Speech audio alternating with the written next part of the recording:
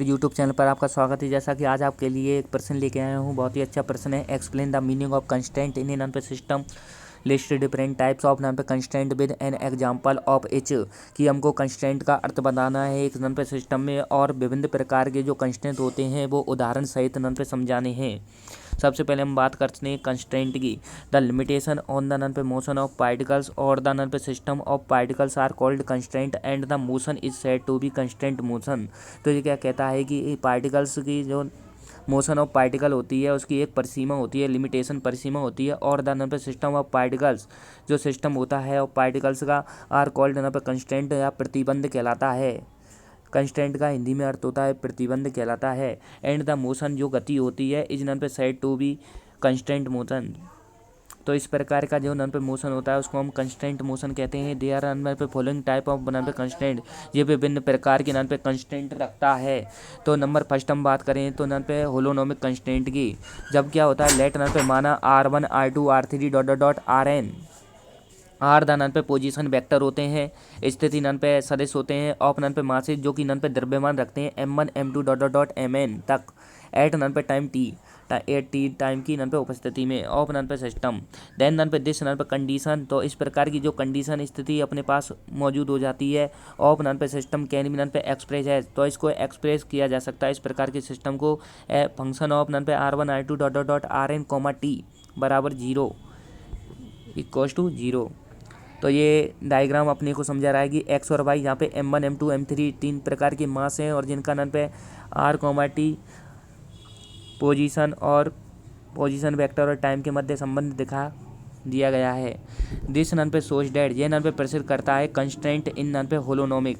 जो कंस्टेंट अपने पास जो प्रतिबंध होता है वो क्या होता है, होलोनोमिक प्रकार का होता है। एंड दीज नन पे constant are independent from velocity, और इस प्रकार का जो कंस्टेंट होता है वो वेलोसिटी पर निर्भर नहीं करता है। फॉर एग्जाम्पल के लिए हम इफ नन पे यदि नन पे a particle moving on a spherical या surface of radius R, then नन पे दिस रेडियस इज कॉल्ड नन पे होलोनोमिक कंस्ट्रेंट।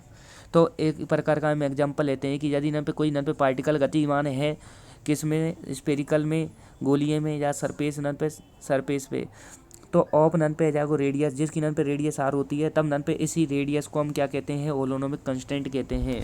सेकंड हम बात करें होलोनोमिक नॉन होलोनोमिक कंस्टेंट की। इफ नन पे यदि द कंडीशन ऑफ नन पे कंस्टेंट आर नॉट एक्सप्रेस, जो कंडीशन होती है ऑफ कंस्टेंट की आर नॉट एक्सप्रेस एज नन पे होलोनोमिक कंस्टेंट, मतलब होलोनोमिक कंस्टेंट जो हमने पहले पढ़ा था उसके नियमों की पालना न करे, तब यह है देन द नन पे constant is non holonomic constant, तब ये नॉन होलोनोमिक कंस्टेंट कहलाता है। तो डेट इज क्या होगा, function of R1 R2 R3 dot dot dot Rn comma T less than होगा या ग्रेटर देन होगा 0 से, और उसमें पहले वाले में बराबर हो रहा तो बराबर नहीं होगा, तो ये क्या कहलाएगा, नॉन होलोनोमिक कंस्टेंट कहलाएगा। बात करते हैं दोस्तों स्क्लेरोनोमिक and रियोनोमिक constant.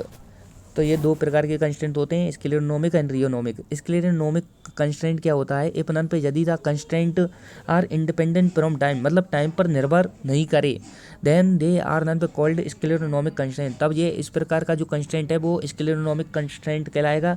And this constant does not contain time explicitly, और ये टाइम की जो एक्सप्लिसिटी होती है, व्याख्या होती है, उसको नन पे एक्सप्लेन नहीं करता है, अर्थात नन पे del F upon del t बराबर नन पे 0 होगा।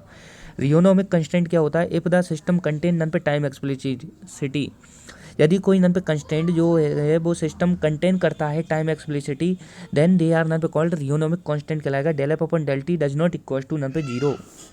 Conservative and non conservative dissipative. तो कंजर्वेटिव नन पे जो कंस्टेंट क्या कहलाता है, संरक्षित नन पे कंस्टेंट, द टोटल नन पे मैकेनिकल एनर्जी इज कंजर्व, जो संपूर्ण नन पे मैकेनिकल एनर्जी होती है वो कंजर्व होती है ड्यूरिंग द नन पे मोशन, गतिमान गति के समय, ठीक है। तो that is the constant force do not have any work, that जो कंस्टेंट फोर्स होता है वो किसी भी प्रकार का force do not have any work, तो उसका कंस्टेंट फोर्स होता है वो किसी प्रकार का नन पे कार्य नहीं करता है। और डिसिपेटिव कंस्टेंट क्या कहलाता है, द नन पे total mechanical energy is not conserve, जो टोटल संपूर्ण जो मैकेनिकल एनर्जी होती है वो नन पे कंजर्व नहीं होती है ड्यूरिंग द मोशन, गति के समय। That is the constant force does any work, that नन पे क्या कहलाता है, ये जो कंस्टेंट फोर्स होता है वो थोड़ा सा नन पे कार्य करता है। जनरली नन पे सामान्यतः नन पे time dependent that is none पे रियोनोमिक कांस्टेंट, जो टाइम पर निर्भरता नन पे दिखाते हैं उनको रियोनोमिक कांस्टेंट कहते हैं। एंड डिसिपेटिव नन पे कांस्टेंट भी कहलाता है। बिलाटेरल एंड यूनिलैटरल नन पे कंस्टेंट क्या होता है दोस्तों?